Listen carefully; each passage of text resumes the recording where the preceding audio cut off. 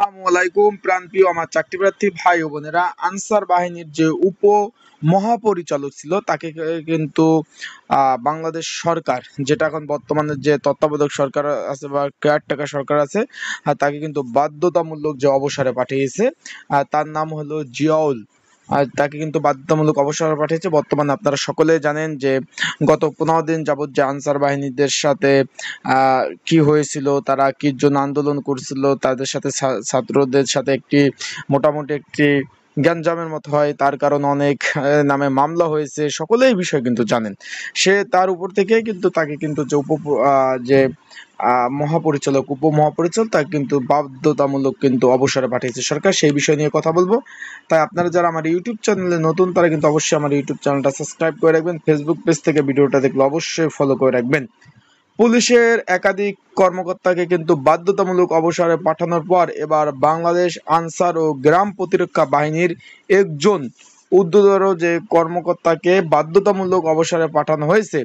বাধ্যতামূলক অবসরে পাঠানো কর্মকর্তা হলেন আনসার বাহিনীর রংপুর রেঞ্জের উপ মহাপরিচালক এ কেম এ কে এম জিয়াউল আলম।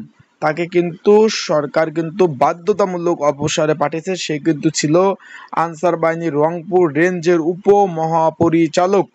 বুধবার 4 সেপ্টেম্বর স্বরাষ্ট্র মন্ত্রণালয়ের জননিরাপত্তা বিভাগের আনসার শাখা 1 এর সিনিয়র সচিব ডক্টর মোহাম্মদ আব্দুল মোমেনের স্বাক্ষরিত এক প্রজ্ঞাপনে এই জারি করে। মানে স্বরাষ্ট্র মন্ত্রণালয়ের যে জননিরাপত্তা যে বিভাগ আছে, সেখান থেকে শাখা 1, এখানে যে সিনিয়র সচিব আছে ডক্টর মোহাম্মদ আব্দুল মোমেনের স্বাক্ষরিত এক প্রজ্ঞাপনে কিন্তু এ তথ্য জানানো হয়।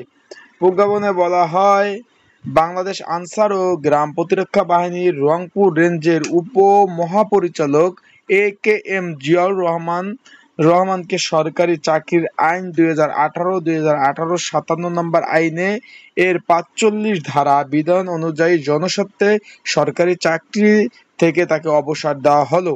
বিধি অনুযায়ী অবসরজনিত সুযোগ সুবিধা প্রাপ্য হবেন বলে প্রজ্ঞাপনে উল্লেখ করা হয়েছে। এমজি এখন এখানে কিন্তু তাকে বাধ্যতামূলক যেহেতু অবসরে পাঠিয়েছে, সে কিন্তু সকল ধরনের যে একজন সরকারি কর্মকর্তা যেভাবে রিটায়ার্ড হওয়ার পরে যে ধরনের সুযোগ সুবিধা পাওয়ার যোগ্য, সে সকল ধরনের সুযোগ সুবিধা কিন্তু পাবে। সেই বিষয় কিন্তু অলরেডি জানিয়ে দিয়েছে। আশা করি আপনারা বুঝতে পারছেন। আনসার বাহিনী সহ সকল বাহিনীর খবর পেতে কিন্তু অবশ্যই আমার ইউটিউব চ্যানেলটা চোখ রাখবেন। আপনারা অবশ্যই লাইক কমেন্ট শেয়ার করবেন। অবশ্যই আপনাদের মতামত কিন্তু আপনারা অবশ্যই প্রকাশ করবেন। আসসালামু আলাইকুম, সবাই ভালো থাকুন, সুস্থ থাকুন।